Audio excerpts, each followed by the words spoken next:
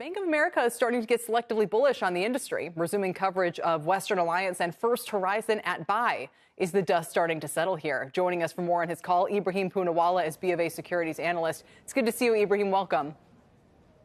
Hey, Kelly. Thanks for having me. So this is a tough area, but we have seen quite a bit of investor interest. Michael Burry, even Sheila Bair the other day told us she thought maybe some of the regional banks could even be buying opportunities. So tell us what triggered your buy calls here. Sure. And I think, as you mentioned, it is a tough area, and the outlook for the banks and regional banks was tough coming into the year, right? You knew margins were going to be under pressure, growth was slowing down. We are all worried about an economic recession at some point in the next 6 to 12 months. So I think it was a tough backdrop. What you've seen following the SVB failure is this concern around just deposit flight. It does feel things have stabilized a little bit. What's not stabilized and what's going to play itself out over the next quarter or two, and I think what investors are trying to figure out is how does the deposit base at these regional banks reprice over the next quarter or two.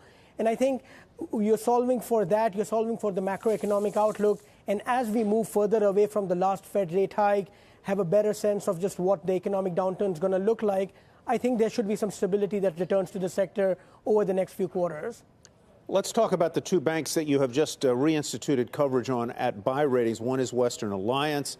Take that one first, and then First Horizon. What do you like about these banks, and why do you think they are worth putting money into? Sure.